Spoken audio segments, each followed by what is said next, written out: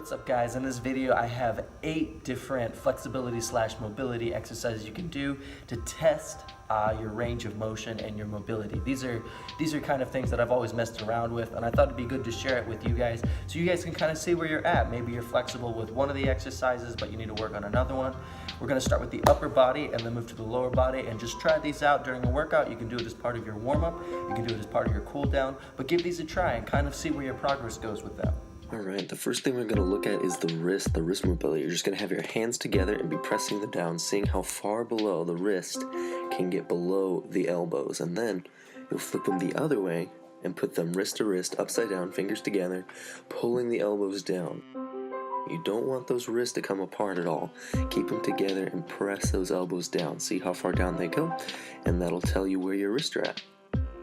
The next one is a classic. One arm's going to go up and behind your back, the other one goes under and behind your back, and you're trying to reach your fingers together. You can do this on both sides, just switch the hands and do the other side. You're trying to grab fingers together and see if you can hold this position. This really sees the kind of range of motion you have in your shoulders and your shoulder blades. This next one, you can use a towel or a dowel rod like I got here, or even a broomstick, something like that. You're going to put your hands at a easy position here, and you're going through the entire range of motion with your arms, starting with the bar in front and going behind like this. If that's too easy, then you keep the hands even closer on the next try, and you're going through the entire range of motion with your shoulders. There'll be a little point of tension. Again, you can use a dowel rod, a towel, anything like that. Just start with it in front of you, and then bring it all the way back around. Number 4 is going to be spreading your arms out horizontally, getting them as far back to the sides as possible. You want to keep them even with your shoulders, palms, elbows, everything in line with your shoulders. You're pressing back. You can even flutter a little bit like you see me doing here. You don't want those to drop below the shoulders or too high. That's going to work different ranges of motions. We're focusing specifically on going straight back. For the lower body now, first one is getting knees straight and just reaching and touching the toes. Notice we're going to flex the toes because this is going to see how we do with our calves as well, help stretch those.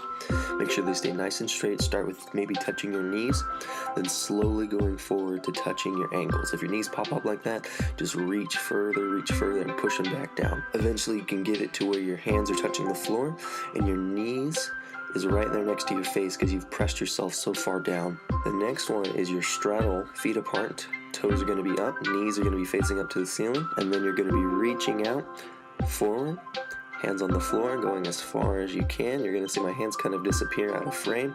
That's because I'm reaching out and bringing my head lower and lower to the ground. And if these toes start falling over like that, that's no good. You want them to stay up so the knees and the toes stay pointed up, and you'll reach out forward as far as you can and hold that position. See how far those hands can reach forward. This is going to tell you how flexible your hips and your lower back is. You got a squat next for number 3, just a flat foot squat, keeping knees apart.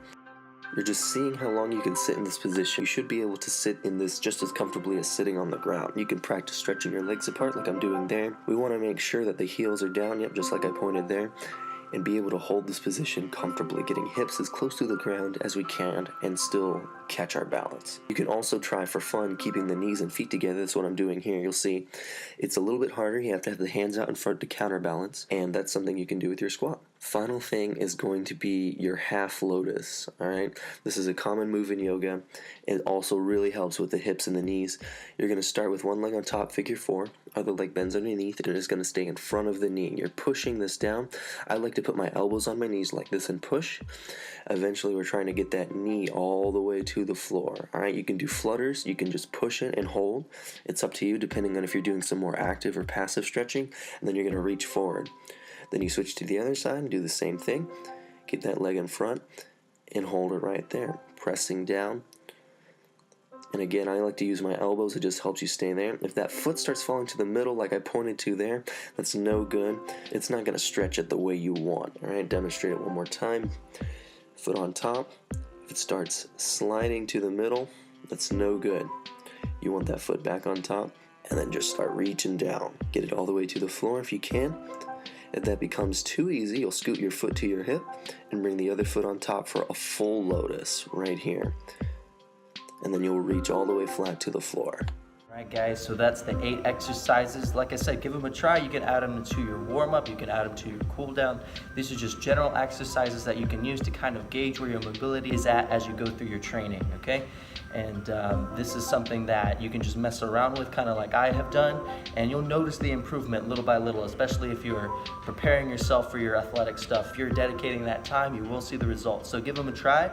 Let me know if you can do any of them in the comments below, and I'll see you guys around.